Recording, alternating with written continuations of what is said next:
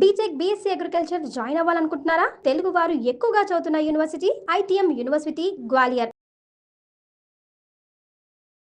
అందరికీ నమస్కారం. నా పేరు మాధురి.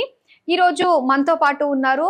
అత్యంత ఆధ్యాత్మికమైన విషయాల గురించి మనం తెలుసుకుని ఆచరించాల్సిన ఎన్నో అద్భుతమైన విషయాలు మనకి తెలియజేయడానికి మనతో పాటు ప్రముఖ జ్యోతిష పండితులు, వాస్తు పండితులు బ్రహ్మశ్రీ సుభాష్ శర్మ గురువు గారు. నమస్కారం గురువు గారు.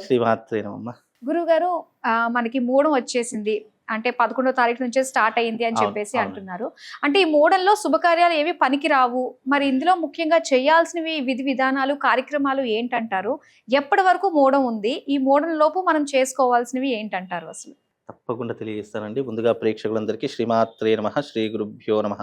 నమో దేవ్యై మహాదేవ్యై శివాయై సతతం నమః. నమ ప్రకృత్యై భద్రాయై నిహతాం ప్రణతాస్మిత. అసలు మౌఢ్యమి అంటే ఏంటో తెలుసుకుంటే ఏం చేయాలో ఏం చేయకూడదో మనకు తెలుస్తుంది. మౌఢ్యమి అంటే ఇప్పుడు నడిచేటటువంటివి జూన్ 11 నుంచి జూలై 25 వరకు గురు మౌఢ్యమి అని పేరు దీనికి. అంటే ఎప్పుడైతే సూర్యుడికి చేరువగా గురుగ్రహం అనేటటువంటిది ఎంటర్ అవుతుందో అప్పుడు గురువు యొక్క శక్తి క్షీణించడం జరుగుతూ ఉంటుంది. అందుకే గురువు అంటే సూర్యుడి యొక్క శక్తికి, వేడికి, తాకిడికి గురువు బలహీన పడతాడు. కాబట్టి దీనిని గురుమౌఢ్యమిగా పిలుస్తూ ఉంటాము. గురుమౌఢ్యమి ఉన్నప్పుడు ఏమవుతుంది? గురువు శక్తి క్షీణించినప్పుడు మానవాళికి జరిగేటటువంటి శుభ అశుభ కార్యాలన్నీ కూడా నిలిపివేయడం జరుగుతుంది. ఎందుకంటే మనం ఒక శుభకార్యం చేయాలన్నా, ఏదైనా మానవాళికి సంబంధించిన కళ్యాణాలు చేయాలన్నా, గృహప్రవేశాది ముహూర్తాలు చేయాలన్నా, శంకుస్థాపనలు చేయాలన్నా, నిశ్చితార్థాలు చేయాలన్నా దానికి మోస్ట్ ఇంపార్టెంట్ గురువు యొక్క బలము.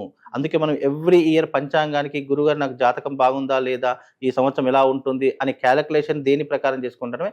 గురువు యొక్క సంచార ప్రకారమే చేసుకుంటాము. జాతకంలో గురుబలం బాగా లేకపోయినా, గురువు నీచంలో ఉన్న మన లైఫ్ అంతా కూడా ఆటోమేటిక్గా ఫైనాన్షియల్ డిస్టర్బెన్స్ ఎప్పటికప్పుడు మనం డిస్టర్బ్ చేస్తూనే ఉంటూ ఉంటాయి. గురుబలం లేకపోతే సంతానం ఆలస్యం కావడం, వివాహం జరగకపోవడము, వ్యాపారంలో అభివృద్ధి జరగకపోవడం, ఇవన్నీ కూడా మానవాళికి సంబంధించిన లావాదేవీలన్నీ కూడా జరగడానికి ప్రధానమైనటువంటి గ్రహం గురుగ్రహము.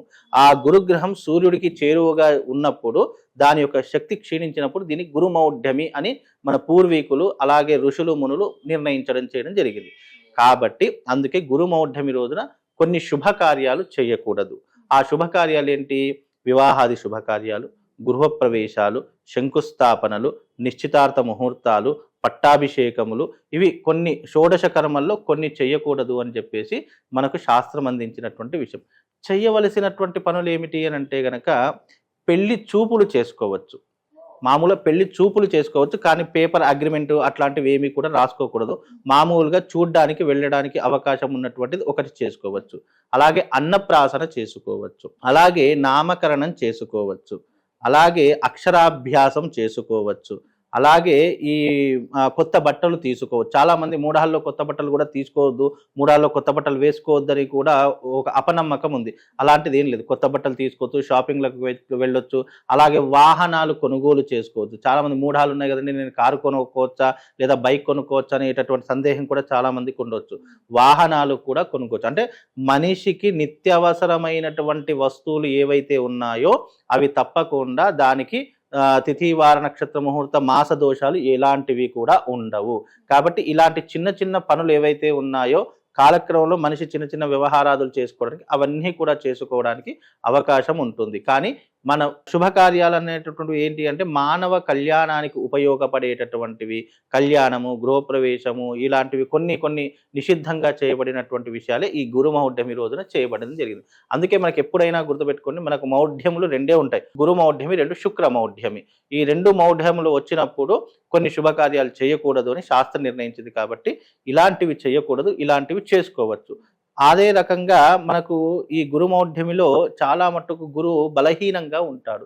చాలామంది జాతకాలలో కూడా గురువు క్షీణించినప్పుడు లేదా గురుబలం ఎవరికైతే లేదు అని అనుకుంటున్నారో, ఏ రాశి వాళ్ళకైతే గురుబలం లేదని అనుకుంటున్నారో అలాంటి వారు కూడా ఈ యొక్క మౌఢ్యమి సమయాలలో గురువుకి సంబంధించినటువంటి జపతప హోమాలు చేసుకోవాలి.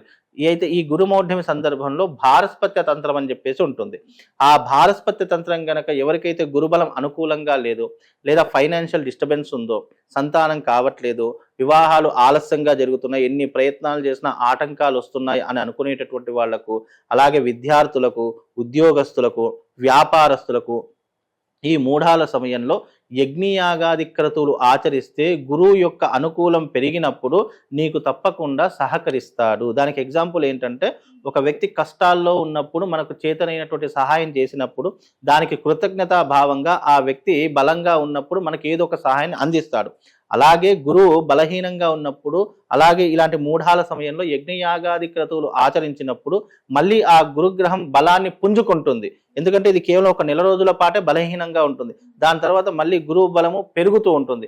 ఆ పెరిగినటువంటి సమయంలో ఇప్పుడు ఏదైతే మనం ఆచరిస్తామో అది ఫర్దర్గా మనకు అత్యంత అధిక ఫలాన్ని ఇచ్చేటటువంటి ఒక తారక మంత్రంలో మన జీవితంలో ఉపయోగపడుతుంది. కాబట్టి యజ్ఞయాగాదులు చేసుకోవచ్చు, తీర్థయాత్రలు చేసుకోవచ్చు, దేవతాది క్రతువులు చేసుకోవచ్చు. ఇవన్నీ కూడా చేసుకోవడానికి ఇది అత్యంత అరుదైనటువంటి సమయం. మనకు ఎప్పుడైనా మన జీవితంలో కొన్ని గ్రహ సంచారం బాగా లేదనుకున్నప్పుడు మౌఢ్యములలో కానీ, ఆషాఢ మాసాల్లో కానీ, శూన్య మాసాల్లో కానీ భగవత్ ఆరాధన ఎంత చేస్తే మనకు అంత ఉపకరించడం జరుగుతుంది. కాబట్టి ఈ మౌఢ్యమి సమయాల్లో దేవతలకు సంబంధించిన ఏ క్రతువైనా చేసుకో, అది నీకు అత్యంత పుణ్యఫలాదులను ఇస్తుంది.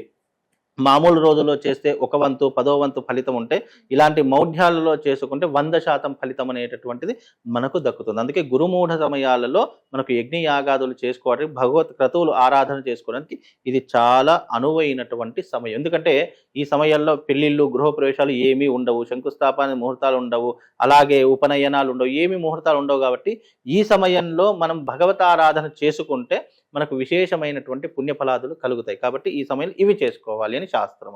ఓకే, సో మనకు కూడా ఇది ఒక అవకాశం వచ్చినట్టు ఈ మౌఢ్యం ద్వారా పూజలు, వ్రతాలు ఎవరైతే చేసుకోదలుచుకున్నారో ఖచ్చితంగా చేసుకోవచ్చు. అలాగే శాంతి కర్మలు చేసుకోవచ్చు. ఇప్పుడు జాతకంలో ఎవరికైనా ఏదైనా దోషాలు ఉన్నాయి, ఎప్పుడు చేసుకోవాలి, ఎప్పుడు దానికి మంచి రోజులతో సంబంధం లేదు.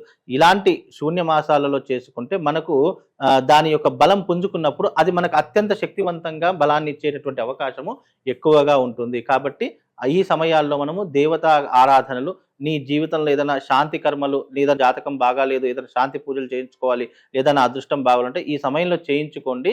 తప్పకుండా 100% రిజల్ట్ అనేటటువంటిది వాళ్ళ జీవితంలో కలుగుతుందండి. నిజంగా ఈ సమయాన్ని ప్రతి ఒక్కరు కూడా చక్కగా సద్వినియోగం చేసుకున్నట్లయితే ఇలాంటి క్రతువులు చేసుకోవడం వల్ల చాలా మంచి జరుగుతుంది. చాలా మంచి విషయాలు మాకు తెలియజేసినందుకు ధన్యవాదాలు.